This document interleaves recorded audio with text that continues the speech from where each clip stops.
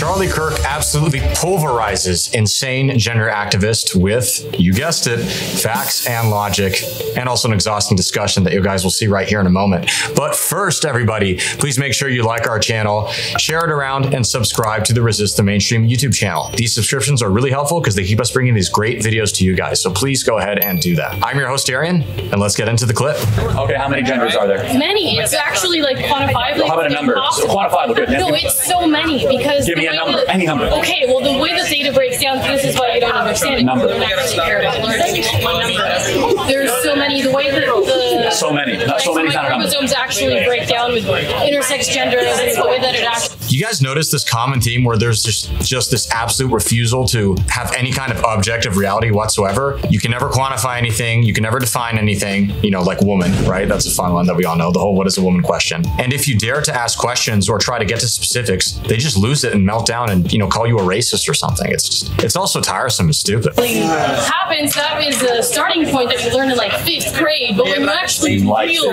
experiments, you learn that the way that data breaks down when it comes to Can you give me a number genders. Number? A number? You have 2. Yes. That's 6th grade science.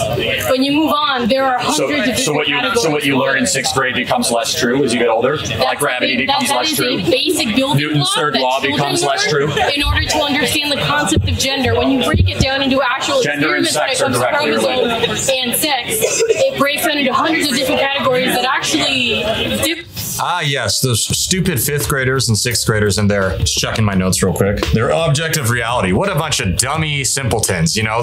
We just have to give them the building blocks, you know? There are actually millions of genders, but you got to start them off with the ridiculous male and female. That's the level of argument we're dealing with here, folks. It's wild. Differentiate between just 2 genders. What you're saying is there are facts and you don't believe in there being opinions. Yes, I am saying that there are facts. This is a scientific fact that if you talk to any biologist, you will learn. So in biology, they teach you that there's XX and XY chromosomes. So give me a number of how many genders there are. Hundreds, many. Unlimited, right? It breaks down into it's anything you want to be, anything you feel. No, it's what scientists determine given specific categories. XY. Why do you need a number? Bingo. Why do you need a number? That's a great question. You literally have no idea how it works. Because then you could self-identify to be anything you want at any time. Literally, biologists are saying that this is the way the gender actually breaks down. So you would accept the argument that you can self-identify to be anything at any time? Yes, because literally biologists. That's what's wrong. Literally, biologists and scientists are repeating this ridiculous and obvious lie, so it must be true. Literally. With not having a number. There are hundreds of different numbers. So hundreds of different ways of gender. So, like I said earlier, I could be a bobcat, I could be a fox, I could be a snake. Literally not even the case. I could be anything. No. Literally. You are literally saying that people not the actual XX, XY, 2 genders, 2 sexes, they're directly related. You're just repeating words over and over again. Because it's true and you're not disproving it. I am. How? Have an argument. Like seriously, there's nothing there. No, I know, but it's more. She keeps interrupting. Making it I like clear that they it. She are doesn't like my face. here and say these things more than I think I'm going to convince him. I hear you. I hear you, idiots. I think it's mainly to just have an air of like, if you're gonna come in here, you're gonna be uncomfortable. You're gonna have to put up a good fight, which you're not doing. You're really quoting like super basic science that is just meant to teach. But okay, but again, you don't have a number. I just want to recap. Hundreds. Hundreds. So where would you pull it? Okay, so the data breaks down into 2 very simple predominant categories: XX and XY. And that's no. Oh, so there's not male and female. I mean, to a certain degree, but there are different ways that breaks down. When you actually get into sex and gender and X and Y chromosomes, it doesn't just break down in the way that there's many different ways. And how would you categorize society? Do you think men and women are categorically different? I would go by different? specific scientific criteria and then go off of what that study and that information actually says. You see, that information breaks down into much more difficult and complex things than you can just say in 5 seconds with 2 different genders. I think what happens is you don't understand science and scientific backing. Okay. And you just want to put forth this simple. Simple. Here we go. That's that will keep you. So what is It's just about saying there's two genders. Is you're just being completely not faithful to what actual science is telling you. No, science is quite simple. That there's an oppressive narrative. Oh, oppressive. So now I'm oppressive. How am I being oppressive? This is the truth comes out eventually. So how am I being oppressive? You're being oppressive. How am I being oppressive? You're being oppressive by denying people the ability to have. How have I denied anyone anything? Okay, denying people identity. People can identify however they want. I'm only going to use two genders. That's the way that. Eventually, you're the problem, and you're going to get pushed out of the way. Anyone who does not identify by like a female or male, you can identify them as an animal. You were saying no, I haven't said that. You could identify yourself. I think history has sort of proven where your type of people are. No, I asked if I could be a bobcat. Somebody said yes earlier, and you said no. Genocidal rhetoric. That's not a joke. Did you guys hear what she just said? It was hard to catch, but I even wrote it down just so I can read it word for word. Check this out. This was a girl in the back. Quote, "You're the problem and you're going to get pushed out of the way." End quote. Okay, that's a little sinister, but listen to what she said right after that. But this quote is even more sinister. Quote, "I think history has shown where your type of people are going to end up." End quote. What is that supposed to mean? I think it's quite obvious. She's basically suggesting that one day we're going to take you, Charlie Kirk, round you up, along with all the other rest of the idiots and goons who believe what you believe about objective reality and there being two sexes, male and female. And we're going to deal with you, and you're not going to like it. It's so obvious that that is the implication. And don't let anyone try to gaslight you and try to tell you otherwise. That's disturbing. And make no mistake, the people to blame for this are the people in society who taught that girl what to think. Who are those people? Perhaps her parents,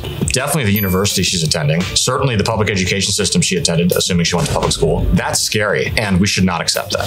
You're a bobcat. I'm a bobcat. I can be whatever I want to be. I could be a tree. I could be an 85-year-old person. Why not? All right, I'm late to class. Have fun, bobcat. Okay.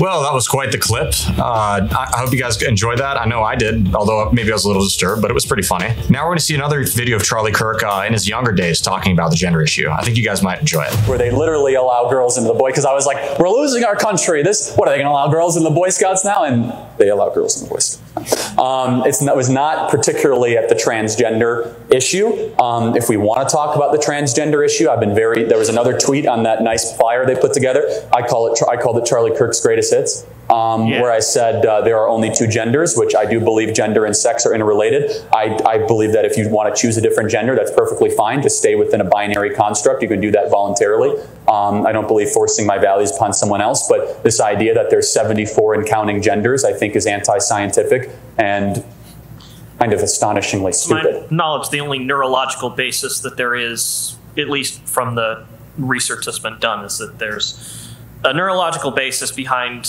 male to female and female to male, but there hasn't been really a lot suggesting that there's another type of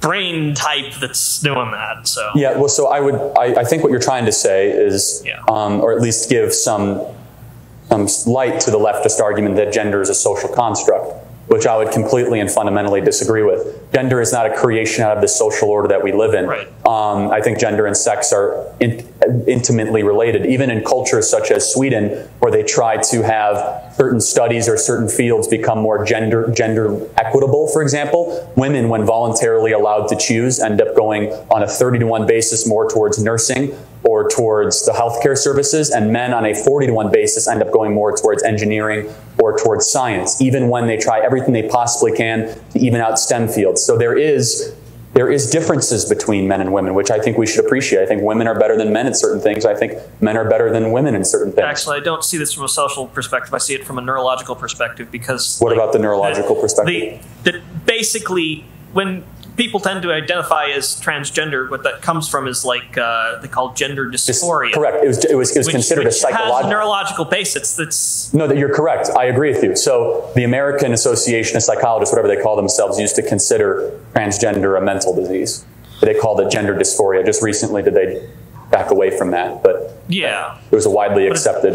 As was pointed out, it used to be the case that transgenderism, if you want to use that term, was defined as a mental illness by some of the largest and most well-known psychologist organizations in the United States. Now, that's not the case. Chew on why that is. I think it's a very obvious reason: propaganda. It's just another way to essentially shape the minds of the populace, make them think that, oh, this is okay, this is normal, nothing's off about it. And what other better way to start than to say, well, it's not a mental illness. We've done the science, we've studied more, and we've learned learned it's not the case anymore. This is why just because somebody has a PhD or MD or whatever next to their name, you can't just trust them or take their word at what they're saying. And I mean that. Scrutinize what they say, ask them why, make them answer basic questions. If they can't do that, they're probably full of shit. That's my hot take of the day. Well, guys, really hope you enjoyed the video. Thanks so much for tuning in. Please be sure to comment below, let us know what you liked, what you want to see next, and we'll see you guys again soon. Thanks, and God bless.